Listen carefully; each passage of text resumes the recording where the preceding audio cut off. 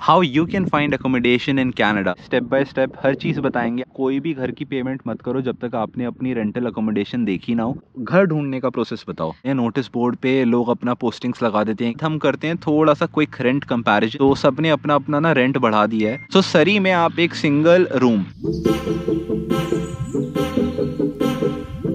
Hi guys, this is Siddharth and this is Vartika. Welcome back to my YouTube channel. So guys, आज ना हम आपको ये बताएंगे how you can find accommodation in Canada, specifically in Vancouver. तो हम यहाँ पे आए थे, ऑलमोस्ट हमें 3 साल कंप्लीट हो चुके हैं। तो हम जब आए थे तब हमने थोड़ा सा चैलेंज फेस किया था फर्स्ट अकोमोडेशन ढूंढने में। तो मैंने इसलिए सोचा आपको थोड़ा वीडियो में स्टेप बाय स्टेप हर चीज़ बताएंगे आपको क्या करना है। तो बिना आपका टाइम वेस्ट करे इस वीडियो को हम स्टार्ट करते हैं। सो गाइस, सबसे पहले मैं आपको ये बताता हूँ कि अगर आप यहाँ पे फर्स्ट टाइम आ रहे हो, आपके कोई रिलेटिव नहीं है, कोई रिश्तेदार नहीं है, भाई बहन नहीं है, फैमिली वाला कोई भी नहीं है, आप अकेले हो, first one from your family to come in Canada, तो सबसे इजी ऑप्शन ये होता है कि आप अपना 1 महीने के लिए एयरबीएनबी बुक कर लो। तो Vartika, what do you have to say on this? Definitely, क्योंकि एक्चुअली एक तो एयरबीएनबी काफ़ी सेफ़ होते हैं, क्योंकि आप एक पोर्टल के थ्रू पेमेंट कर रहे हो और आप सारी पिक्चर्स देख सकते हो, जेन्युइन होती हैं, रेटिंग्स देख सकते हो, रिलायबल होते हैं, और फ्रॉड के चांसेस बड़े कम होते हैं एयरबीएनबी पे। तो अगर आप जैसे 1 महीने के लिए वैंकूवर में एयरबीएनबी लेना चाहते हो तो आपको अभी के टाइम पे, वो पहले तो वो काफ़ी सस्ता था, अभी के टाइम पे वो आपको 1500 to 2000 का 1 महीने का मिलेगा। ठीक है, डिपेंडिंग, आप अगर 2 लोग मिल गए हैं आपको इंडिया में ही तो आप उसको शेयर भी कर सकते हो और आपका वो सस्ता पड़ जाएगा। और यही अगर प्राइस आप एयरबीएनबी का इनिशियली जब आप आ रहे हो तो सरी में आपको ये अराउंड आपको 1200 to 1500 का मिलेगा फॉर 1 मंथ। इस पे ना मैं ये चीज़ ऐड कर दूंगा, मुझे काफ़ी सारे मैसेज आते हैं कि हम आ रहे हैं, हमारे लिए घर देख दो, हमें कोई घर पसंद आ गया, हम उसको फाइनल करने जा रहे हैं। तो मैं उस पर ये चीज़ बोलूँगा कि आप कोई भी घर की पेमेंट मत करो जब तक आपने अपनी रेंटल अकोमोडेशन देखी ना हो, क्योंकि यहाँ पे फ्रॉड जो है ना बहुत बढ़ गया है आजकल, बहुत ज़्यादा ही होने लग गया है। तो यहाँ पे आकर ही जगह देखकर तभी फाइनल करो, या फिर आपका कोई फ्रेंड जो यहाँ पे हो वो आपके बिहाफ पे जगह देख कर आए, ओनर से मिलकर आए, या अपना क्लियर करके आओ कि हाँ ये फ्रॉड नहीं है, ये जेन्युइन केस है, और उसके बाद ही रेंट पेमेंट करो। तो मैं अपना यही सजेस्ट करूँगा कि 1 महीने के लिए या 2 वीक्स के लिए एयरबीएनबी कर लो और उसके बाद ही आप अपना हाउस हंटिंग करो। तो इसके बाद आते हैं हमारे सेकंड पॉइंट पे। सेकंड पॉइंट ये है कि आप यहाँ पे जब आ जाते हो उसके बाद आप लोग कैसे ढूंढोगे जिनके साथ आपको अपना मे बी रूम शेयर करना है, या फिर अपना फ्लैट शेयर करना है, या आपके जो हाउसमेट्स होंगे। तो वर्तिका, इस चीज़ के बारे में बताओ कि हाउसमेट्स कैसे ढूंढ सकते हैं कनाडा में। तो हाउसमेट्स आप ना काफ़ी तरीके से ढूंढ सकते हो यहाँ पे। तो सबसे पहला जो और सबसे मेन तरीका जो होगा वो होगा, मैं बोलूँगी, आप अपने कॉलेज के ना ग्रुप्स होते हैं, तो जो भी आप कॉलेज में ज्वाइन करने वाले हो उनके group, WhatsApp group college help करता है उनका लिंक डालने के लिए ताकि बच्चे कनेक्ट कर पाएँ। तो आप उन ग्रुप्स में जाओ पहले कॉलेज के, वहाँ पे उन बच्चों से वहाँ पे बात करो जो आपके कोर्स के हैं या जो भी आपके कॉलेज के हैं, जो एक साथ आपके साथ कम्यूट करेंगे, उन लोगों से आप पहले फ्रेंडशिप बनाओ। तो सबसे पहला तरीका तो ये होगा। उसके अलावा आप फेसबुक मार्केट प्लेस पे, आप फेसबुक ग्रुप्स पे, मार्केट प्लेस नहीं बोलूँगी मैं, ग्रुप्स बोलूँगी, आप नॉर्मल डाल सकते हो। जैसे कि अगर आप वैंकूवर में आ रहे हो तो इंडियंस इन वैंकूवर ढूंढ लो, या इंडियंस इन सरी ढूंढ लो, या आप किसी स्पेसिफिक जगह के हो, दिल्ली के हो तो दिल्लीइट्स इन सरी, ऐसे करके आप ढूंढ सकते हो। इन ग्रुप्स पे आप डाल दो अपने बारे में कि हाय, मैं ऐसे ऐसे आया हूँ यहाँ से, मैं इस कॉलेज में हूँ एंड मैं ऐसे घर ढूंढ रहा हूँ, तो मुझे कुछ लोग चाहिए। उस पर काफ़ी सारे लोग आपको रिस्पॉन्ड करेंगे। उन लोगों से आप मिलो और जो भी आपके साथ जिनके साथ आपकी सबसे ज़्यादा कंपैटिबिलिटी बैठ रही है, आप उन लोगों के साथ घर ढूंढ सकते हो बाद में। राइट। तो इस पे ना मैं एक चीज़ ऐड कर देता हूँ कि जैसे वर्तिका ने बताया, सबसे पहले हो गए आपके कॉलेज के क्लास के फ्रेंड्स जिनके साथ आप पढ़ने वाले हो, उन लोगों के साथ अकोमोडेशन शेयर कर सकते हो, या फिर आप फेसबुक ग्रुप्स के थ्रू भी ढूंढ सकते हो। बट इसमें एक टिप मैं ये दूंगा कि आप कंप्लीटली किसी स्ट्रेंजर के साथ प्रेफर मत करना शेयर करना। अगर आपके कोर्स के हैं तो भी that is fine, but complete stranger के साथ रूम शेयर करने में काफ़ी बार प्रॉब्लम्स भी आ जाती हैं, क्योंकि आप बंदे को बिल्कुल भी नहीं जानते होते। और आप अगर स्पेसिफिकली अगर रूम शेयरिंग करना चाह रहे हो तो रूम शेयरिंग में आपके सारे डॉक्यूमेंट्स वगैरह, इतनी इंपॉर्टेंट इन्फॉर्मेशन रूम्स में होगी, उसको कोई मिसयूज़ कर ले उसका भी रिस्क रहता है। फ्लैट शेयरिंग या फिर एज अ हाउसमेट, लाइक आपका रूम अलग उनका रूम अलग, उसमें इतनी प्रॉब्लम नहीं आती है। बट स्पेसिफिकली अगर आप रूममेट के लिए देख रहे हो ना, तो थोड़ा सा मतलब एक्स्ट्रा केयरफुल रहना है इस चीज़ के ऊपर। तो इसके बाद जब आपको लोग मिल चुके हैं देन, या फिर आप अपना अकेला भी रहना चाहते हो, तो नेक्स्ट स्टेप जो आता है हमारा, उसमें आप अपनी जगह ढूंढोगे। सो वर्तिका, घर कैसे ढूंढ सकते हैं यहाँ पे? Let it be condos, town house, full type house या फिर डिटैच्ड हाउस या फिर एक सिंगल रूम। तो घर ढूंढने का प्रोसेस बताओ। तो मैं घर ढूँढने का प्रोसेस ऐसे बताऊँगी आपको कि सबसे जो यहाँ पे कॉमन तरीका है घर ढूँढने का, वो है आपका फ़ेसबुक मार्केटप्लेस या फिर आपके फ़ेसबुक पे ग्रुप्स हो गए। तो मार्केटप्लेस पे लोग डाल देते हैं, काफ़ी बार ओनर्स डाल देते हैं कि हमारे पास ऐसे 1 बेड 1 बाथ का स्टूडियो अपार्टमेंट है या फिर हमारे पास बेसमेंट है। तो एक तो वो तरीका हो गया आपका, आप अपना फ़िल्टर वगैरह लगाओ और आप वहाँ पे चेक कर सकते हो। वहाँ जाओ, देख कर आओ और आप वैसे फाइनल करो। दूसरा तरीका आपका हो गया ग्रुप्स हो गए, फ़ेसबुक ग्रुप्स। जैसे मैंने आपको बताया इंडियंस इन सरी वाले ग्रुप्स जो होते हैं, उसी में काफ़ी सारे जो कैनेडियंस या फिर जो इंडियंस यहाँ पे सेटल्ड हैं, जिनका घर है, वो भी जॉइन करते हैं और वो भी अपने घर का ऐड डाल देते हैं। राइट, तो इसमें जो ग्रुप्स होते हैं ना वो थोड़े डिफरेंट हो जाते हैं। जहाँ आपको बंदे ढूंढने हैं वहाँ आप इस टाइप के ग्रुप्स ज्वाइन कर सकते हो, जैसे Indians in Canada, Indians in Surrey, Indians in Vancouver, Delhiites in Surrey, Delhiites in Vancouver, Indian students in UBC. But अगर आपको रेंटल अकोमोडेशन देखनी है तो आप उस टाइप के ग्रुप्स में जाओ, जैसे rental accommodations in Surrey, rental accommodations in Vancouver, condos for rent in Surrey, condos for rent in Vancouver. तो इस टाइप के ग्रुप्स में अगर आप जाओगे तो आपको अच्छे ऑप्शंस दिखेंगे। ये तो ग्रुप्स के बारे में हो गया। जो रेंटल पोस्टिंग्स होती हैं वो आपको फेसबुक मार्केट प्लेस पे भी दिखेंगे। काफ़ी लोग डायरेक्टली ऐड चढ़ा देते हैं कि ये 1 बेड 1 बाथ है या ये 1 बेड बेसमेंट है या सिंगल रूम है, और उनके साथ वो पूरा डिटेल्स लिख देंगे कि यहाँ यहाँ इतने बंदे अलाउड हैं, इतना रेंट है, इतनी यूटिलिटीज़ है, इतना वाईफाई है, this is the total rent. तो ये एक तरीका है जिसको आप परस्यू कर सकते हो कि कैसे आप अपना घर ढूंढो। इसके अलावा इन 2 ऑप्शंस के अलावा यहाँ पे जैसे बहुत सारे स्टोर्स होते हैं, इंडियन स्टोर्स हो गए जैसे फ्रूटिकाना हो गया, या फिर आपके दूसरे स्टोर्स भी हो गए, ग्रॉसरी स्टोर्स जैसे वॉलमार्ट हो गया या आपकी बड़ी चेन्स हो गई।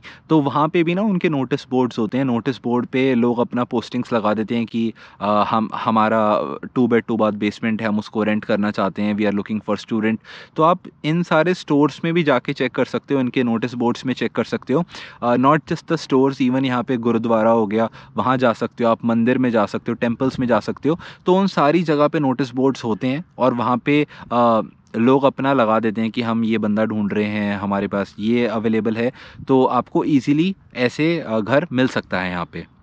तो ये था हमारा पॉइंट नंबर 3। इसमें मैं एक और ऐड करना चाहूँगी। एक आपके यहाँ पे होती है rental companies, proper rental companies होती हैं, मतलब जिसका घर होता है वो प्रोजेक्ट मैनेजर्स हायर कर लेते हैं और वो लोग भी, आप उनके थ्रू भी जा सकते हो। उसमें बस एक ड्रॉबैक ये होता है कि वो लोग आपसे काफ़ी सारे रेफरेंस मांगते हैं और काफ़ी आपका क्रेडिट स्कोर वगैरह चेक करने को बोलते हैं। तो वो एक बस ड्रॉबैक होता है फॉर अ न्यू इमिग्रेंट जो यहाँ पे आया है, उसके पास ऐसा कुछ बैकग्राउंड नहीं है यहाँ पे, बट वो भी उसके थ्रू भी आप जा सकते हो अगर आपको कहीं से कुछ रेफरेंस मिल जाए। इसके बाद हम बात करते हैं things to consider when you are planning to book your first accommodation. तो गाइस इसमें ना ये चीज़ है, जैसे आप यहाँ पे आ गए, सबसे पहला पॉइंट तो ये हो गया कि जगह बिना देखे फाइनल नहीं करनी, जाके जगह पक्का देख कर आनी है, फर्स्ट हैंड देख कर आनी, या फिर आपका बिल्कुल क्लोज नोन कोई फ्रेंड हो वो आपके बिहाफ पे जाकर देख कर आए, उसके बाद ही जगह फाइनल करनी है। अब थिंग्स टू कंसिडर में ये आ जाता है कि जो आपने घर देखा है, लेट इट बी फ्लैट हो सकता है, वो सिंगल रूम हो सकता है, घर में एक सिंगल रूम हो सकता है, टाउन हाउस में हो सकता है। तो उसके बेसिस पे आपको ये देखना है कि एक तो उसकी लोकेशन कहाँ पे है। आपकी लोकेशन के बेसिस पे क्या उसके आसपास कोई स्काई ट्रेन स्टेशन है जो कि हमारी मेट्रो हो गई, या फिर उसके आसपास कोई आपका बस कम्यूट है, आपका नियरेस्ट बस स्टॉप कितना दूर है, और आपके ग्रॉसरी स्टोर्स हो गए, नियरेस्ट ग्रॉसरी स्टोर कौन सा है। और ग्रॉसरी स्टोर का मतलब ऐसे ही कोई शॉप नहीं हो गई, एक प्रॉपर बड़ी चेन के ग्रॉसरी स्टोर जिनसे आप लंबे टाइम तक ले सकते हो, जैसे वॉलमार्ट हो गया, या आपका जैसे फ्रूटिकाना हो गया, कैनेडियन सुपर स्टोर हो गया, या सेव ऑन फूड्स हो गया। तो इस टाइप के ग्रॉसरी स्टोर देख रहे हैं आपको, कोई छोटी शॉप नहीं देखनी, क्योंकि छोटी शॉप्स पे तो रेट महंगे होते हैं हर चीज़ के। तो इन चीज़ों को आपको कंसिडर करना है। इसके अलावा मुझे लगता है रेंट में भी आपको थोड़ा सा क्लियरली बात करनी चाहिए कि आपका जो रेंट है उसमें क्या क्या इंक्लूडेड है। जैसे आपकी यूटिलिटीज़ इंक्लूडेड है नहीं है, आपका वाईफाई इंक्लूडेड है नहीं है, और कोई और चीज़ है या कोई मिसलेनियस एक्सपेंस है आपका अपार्ट फ्रॉम योर रेंट। तो मोस्टली जैसे बेसमेंट्स होते हैं तो उसमें ओनर क्लियरली मेंशन कर देते हैं कि भाई ये हमारा 1 बेड 1 बाथ बेसमेंट है, इसका $1400 तक का रेंट है। तो अगर आप 2 लोग रहते हो 700 उसके अलावा आपको कुछ नहीं देना। बट यही अगर मैं कंपेयर करूं फ्लैट में, या जिनको यहाँ पे कॉन्डो कहते हैं, तो वहाँ पे वो रेंट तो होता ही है, मगर उसके अलावा जो एक्सपेंडिचर होता है वो आपको खुद देखना होता है। जैसे आपका वाईफाई, आपका हाइड्रो हो गया यहाँ पे बिजली का बिल, तो ये सारे एक्स्ट्रा जाते हैं। और इसके अलावा एक और चीज़ हो गई जैसे लॉन्ड्री आपकी इंक्लूडेड है रेंट में, नहीं है। इन हाउस लॉन्ड्री है या आपको जाके बाहर करनी पड़ेगी। तो ये सारी चीज़ें आपको कंसिडर करनी है जब आप अपना घर फाइनल कर रहे हो। तो कोई ऐसी चीज़ जो मैंने मिस आउट कर दी हो या यू थिंक? मैं एक चीज़ ज़रूर बोलूँगी फॉर स्टूडेंट्स जो आ रहे हैं, आप ये भी ज़रूर देखना कि आपका टाइम ऑफ ट्रैवल कितना है, आपके कॉलेज से, आपके वर्क से। आप पहले कॉलेज से स्टार्ट करो, क्योंकि कॉलेज तो आपको पता ही है कहाँ है, वर्क आप बाद में आके ढूंढोगे। तो कोशिश करो कि आपका टाइम ऑफ ट्रैवल 45 मिनट से ज़्यादा का ना हो, मतलब या तो लेस देन 1 आवर ही हो, क्योंकि आप ऐसा नहीं करना चाहोगे कि आप कहीं मतलब बिल्कुल ही 2 घंटे दूर जाके रह रहे हो, आपको बस से जाना पड़ रहा है और आपका आधी ज़िंदगी फिर ट्रैवल में निकल जाएगी। तो वो बिल्कुल भी मत करना सस्ते के चक्कर में। अपना टाइम ऑफ ट्रैवल भी ज़रूर देखना कि आपके विद इन रेंज में आ रहा है नहीं आ रहा है। राइट। तो इसमें सबसे अच्छा तरीका मैं जो आपको ये बताऊंगा वो ये है कि जहाँ पे भी घर लो ना, वो स्काई ट्रेन स्टेशन के अगर पास है तो आपकी आधी प्रॉब्लम सॉल्व। और जो बस स्टॉप होता है उसके भी पास होना चाहिए, बट बस स्टॉप तो एक्चुअली काफ़ी वास्ट नेटवर्क है। स्काई ट्रेन का थोड़ा लिमिटेड नेटवर्क है यहाँ पे, और डायरेक्ट कनेक्टिविटी देता है। अगर आप सरी में रहते हो, सरी सेंट्रल टू डाउनटाउन वैंकूवर, आप आई थिंक 30 to 40 मिनट्स के बीच में पहुँच सकते हो डायरेक्टली। तो ये चीज़ आपको अपने ध्यान में रखनी है, आपका कॉलेज कहाँ है, उसका कम्यूट क्या है, और वो आपका ट्रैवल टाइम बहुत ज़्यादा ना जाए, नहीं तो आप आने जाने में इतना टाइम लगा दोगे। तो मेरे हिसाब से जैसे वर्तिका ने बोला 45 minutes is a good time, उससे ज़्यादा नहीं होना चाहिए। तो इसके बाद हम करते हैं थोड़ा सा क्विक रेंट कंपैरिजन, क्योंकि आपको पता ही है यहाँ पे मॉर्गेज रेट्स इतने बढ़ रहे हैं, थोड़ा रिसेशन सा चल रहा है, महंगाई बढ़ रही है, उसकी वजह से घरों के इंटरेस्ट रेट बढ़ रहे हैं। तो सब ने अपना अपना ना रेंट बढ़ा दिया है, तो उसकी वजह से काफ़ी रिसेंट में रेंट्स काफ़ी ज़्यादा बढ़ चुके हैं। तो आपको एक क्विक कंपैरिजन देते हैं हम, comparing the rents of Vancouver and सरी। तो अगर आप एक सिंगल रूम लेना चाहते हो, तो मैं एक्चुअली अपने नोट्स रेफ़र कर रहा हूँ। तो अगर आप एक सिंगल रूम लेना चाहते हो और वो अगर वैंकूवर में है, तो it can cost you anywhere from $800 to $1,200। अगर आप सिंगल बंदे हो, थोड़ा रूम छोटा है, तो आपको 800 to 900 में मिल जाएगा। अगर वो बड़ा रूम है तो आप लेके चलो कि वो मे बी 1100-1200 में जाएगा, 1200 मिनिमम, और 1200 में आप 2 लोग उसको शेयर कर सकते हो फॉर अ सिंगल रूम। तो ये हो गया वैंकूवर का। अगर मैं आपको सरी का बताऊं, तो सरी में आप एक सिंगल रूम $600 to $800 के बीच में ढूंढ सकते हो, जिसमें 600 में मोस्ट लाइकली आपको थोड़ा छोटा रूम मिलेगा, और 800 में थोड़ा आपको बड़ा मिल जाएगा, $800-900 में। इसके बाद अगर मैं बात करूं 1 बेड 1 बाथ अपार्टमेंट की, तो वर्तिका वैंकूवर में 1 बेड 1 बाथ अपार्टमेंट का कितना रेट चल रहा है आजकल? तो वैंकूवर डाउनटाउन की अगर हम बात करें, वैंकूवर की कोई एरियाज की बात करें, तो 2000 से 2500 के बीच में आप मान के चलो कि आपको 1 बेड 1 बाथ या फिर एक स्टूडियो अपार्टमेंट मिल जाएगा, जिसको आप जैसे भी चाहे, अगर अपने आप लीज लेके ले रहे हो तो आप कैसे भी उसको रेंट आउट कर सकते हो, अकेले रह सकते हो, किसी और के साथ भी रह सकते हो। राइट। और अगर मैं सरी का पूछूं तो सरी का कितना चल रहा है? तो सरी का आपका अराउंड 1600 to 2000 का चल रहा है 1 बेड 1 बाथ का प्राइस। उसमें आप वही स्टूडियो या फिर आप 1 बेड 1 बाथ कुछ भी कंसिडर कर सकते हो उसको। राइट। तो वर्तिका ने इसमें एक पॉइंट मेंशन किया जो मैं आपको सोच रहा था थोड़ा बताऊंगा। तो वर्तिका ने मेंशन किया अबाउट लीज़।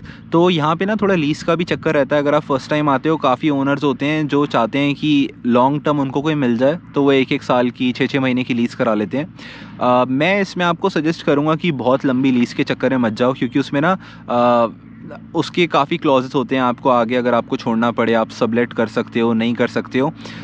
तो उस चक्कर में झंझट में फंसने से अच्छा यही है कि आपको काफ़ी ओनर्स मिलेंगे जो मंथ टू मंथ लीज भी दे देते हैं। इसके अलावा एक और ख़र्चा होता है, वो होता है आपका डिपॉजिट। तो आप जहाँ पे भी जा रहे हो वहाँ पे आपके ओनर्स आपका कुछ amount of rent as deposit मांगते हैं। तो मोस्ट लाइकली वैंकूवर, सरी, इस इलाके में जो डिपॉजिट अमाउंट होता है 50% ऑफ योर रेंट होता है। तो अगर आपका रेंट लगा लो मे बी $1200 है, तो आपको $600 का डिपॉजिट देना होगा। ये इसलिए होता है कि आप कुछ तोड़ फोड़ कर दोगे, उनके घर में कोई डैमेज हो गया, कुछ प्रॉब्लम हो गया, आपने कारपेट ख़राब कर दिया, कोई इलेक्ट्रॉनिक्स का आइटम ख़राब कर दिया, तो वो उसमें एडजस्ट कर देते हैं जब आप उस जगह को वेकेट करने वाले होते हो। इवन आप अगर उनके नोटिस पीरियड से पहले भी छोड़ रहे हो तो वो आपका वो डिपॉजिट रख लेते हैं और आप छोड़ दो फिर। राइट।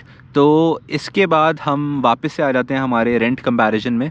तो अगर आप एक 2 बेड 2 बाथ कॉन्डो अगर आप वैंकूवर में देख रहे हो, तो आप इजीली एक्सपेक्ट कर सकते हो मे बी $2800 से लेके $3400 के बीच तक।